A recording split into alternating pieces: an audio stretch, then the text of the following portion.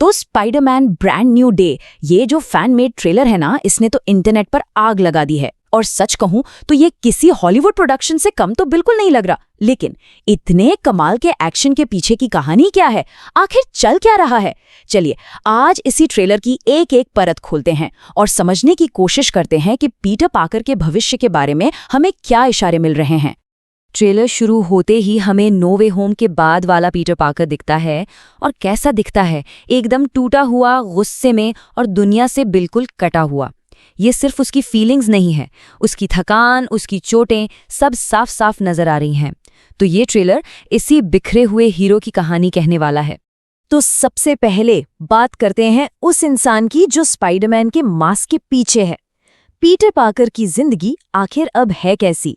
कहानी सेट है नो वे होम की 4 साल बाद। जरा सोचिए, 4 साल एक बहुत लंबा समय होता है।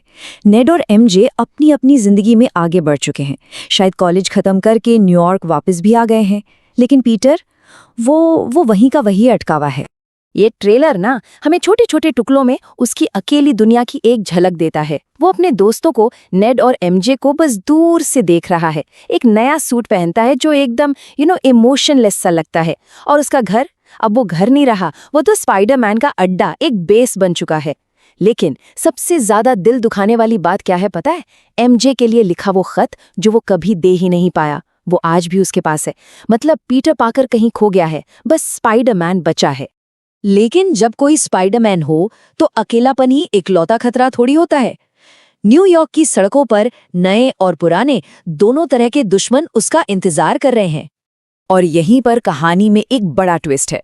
जहां एक तरफ पीटर पार्कर बिल्कुल अकेला है, वहीं दूसरी तरफ स्पाइडरमैन एक पब्लिक हीरो बन गया है। 4 साल की लगातार सेवा के बाद शहर उसे सम्मान दे रहा है। उसे शहर की चाबी तो मिल रही है, लेकिन उसकी अपनी जिंदगी पर ताला लगा हुआ है। और इसी इवेंट में हमें एक जाना पहचाना चेहरा दिखता है, शीला रिवेरा। अरे हाँ, वही जो हमें डेयरडेविल बॉर्न अगेन में दिखी थी। ये एक बहुत बड़ा इशारा है कि ये कहानी उस शो के बाद की है। मतलब शायद किंगपिन अब मेयर नहीं रहा। और फिर कहानी में एंट्री होती है एक और खतरनाक किरदार की, फ्रैंक कैसल यानी द पनिशर। उनकी बातचीत से ये तो साफ है कि ये दोनों पहले भी मिल चुके हैं और एक दूसरे के काम करने के तरीकों को अच्छे से जानते हैं। ये कोई दोस्ती नहीं है, बल्कि एक बहुत ही तनाव वाली जान पहचान है। ये फाइट सीन हमें स्पाइडरमैन की सोच को बहुत करीब से दिखाता है। उसका मकसद फ्रैंक को हराना नहीं है, बल्कि उसे किसी को जान से मारने से रोकना है। वो सीधे पनिशर पर हमला नहीं करता, बल्कि उसके हथियारों को बेकार कर देता है। ये स्पाइडरमैन के उसूल कि किसी को नहीं मारना का एक परफेक्ट एग्जाम्पल है। लेकिन खतरा सिर्फ पनिशर ही नहीं है, डेयरडेविल के पुराने दुश्मन द हैंड भी लौट आए हैं। और इस बार तो वो पहले से कहीं ज्यादा खतरनाक और हाईटेक लग रहे हैं। पर सबसे बड़ी चिंता की बात यह है कि लड़ाई के बीच पीटर का मास्क फिर से उतर जाता है। जिस पहचान को बचाने के लिए उसने अपना सब कुछ खो दिया, वो एक बार फिर सबके सामने आने के खतरे में है। मगर इस ट्रेलर का जो सबसे बड़ा रहस्य है ना, वो बाहर की दुनिया में नहीं, बल्कि पीटर के अंदर ही छिपा है। उसके शरीर में कुछ ऐसा हो रहा है जो उसकी जिंदगी हमेशा हमेशा के लिए बदल सकता है। कहानी में सबसे बड़ा मोड़ तब आता है जब पीटर एमजे की पार्टी के पास से लौटने के ठीक बाद अपने अपार्टमेंट में गिर पड़ता है। वो बुरी तरह घायल तो है, लेकिन ऐसा लग रहा है कि ये सिर्फ थकान नहीं है, बल्कि उस पर किसी जहर का असर हुआ है। और बस यहीं से उसका असली ट्रांसफॉर्मेशन शुरू होता है। और इसके बाद जो हम देखते हैं वो सीधा कॉमिक्स से उठाया गया एक आइकॉनिक सीन है। पीटर एक मकड़ी के जाले के कोकून से बाहर निकल रहा है। कॉमिक्स में ऐसा तब होता है जब स्पाइडरमैन किसी बहुत बड़े सदमे से गुजरता है या फिर उसकी शक्तियां एक नए अगले लेवल पर जाने वाली होती हैं। इस बदलाव का सबसे बड़ा सबूत ऑर्गेनिक वेबिंग। जी हाँ, बिल्कुल टोबी मैगवायर के स्पाइडरमैन की तरह। अब पीटर को वेब शूटर्स की कोई जरूरत नहीं है। बाद के एक्शन सीन्स में हम साफ साफ देख सकते हैं कि जाले सीधे उसकी कलाई से निकल रहे हैं।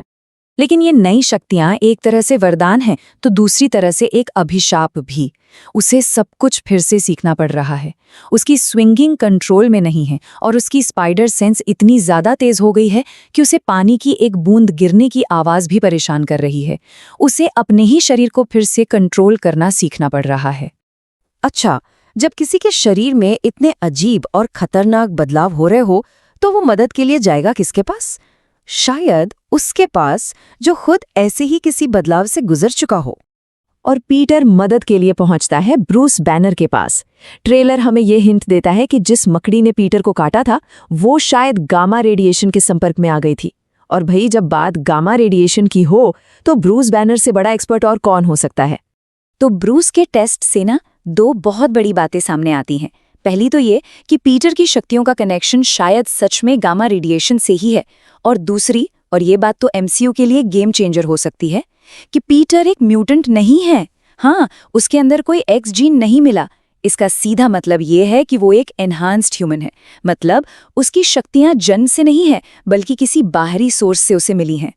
ट्रेलर हमें दिखाता तो बहुत कुछ है, लेकिन उससे भी कहीं ज्यादा वो हमसे छुपाता है। तो चलिए अब उन अनसुलझे सवालों पर एक नजर डालते हैं जो असली कहानी की तरफ इशारा कर रहे हैं। ट्रेलर हमारे सामने कई पहेलियां छोड़ जाता है, जैसे कांच के सेल में बंद ये कैदी कौन है जो लोगों के शरीर पर कब्जा कर सकता है, या फिर एक एंटी म्यूटेंट ग्रुप स्पाइडरमैन में इतनी दिलचस्पी क्यों ले रहा है जबकि वो तो म्यूटेंट है ही नहीं। और सबसे बड़ा सवाल, इन सब के पीछे का असली विलन कौन है? और हाँ, कॉमिक बुक फैंस के लिए भी इसमें काफी कुछ है। बूमरैंग और टेरेंटुला जैसे विलेंस के साथ लड़ाई के कुछ शॉट्स तो सीधे आइकॉनिक कॉमिक बुक कवर्स की हूबहू नकल हैं। ये एक बहुत ही शानदार ट्रिब्यूट है। और यहीं पर ट्रेलर की सबसे बड़ी चालाकी सामने आती है। वो हमें ये यकीन दिलाता है कि ये पूरी कहानी पीटर के बायोलॉजिकल बदलाव के बारे में है, लेकिन सारे इशारे यही कह रहे हैं कि ये बदलाव तो कहानी की शुरुआत में ही हो जाएगा। इसका मतलब फिल्म का असली प्लॉट, असली विलन, वो सब अभी भी एक बहुत बड़ा राज है। और ट्रेलर हमें एक आखिरी डरावने शॉट के साथ छोड़ जाता है। पीटर की आंखें बदल रही हैं। ये साफ साफ इशारा है कि उसका ये ट्रांसफॉर्मेशन अभी खत्म नहीं हुआ है। इसका अगला लेवल और भी ज्यादा खतरनाक हो सकता है। और यही सवाल हमारे दिमाग में गूंजता रह जाता है। पीटर पार्कर के इस विकास का, इस इवोल्यूशन का अगला चरण क्या होगा? क्या वो हीरो ही बना रहेगा या कुछ और बन जाएगा? इसका जवाब तो शायद इंतजार करने पर ही मिलेगा।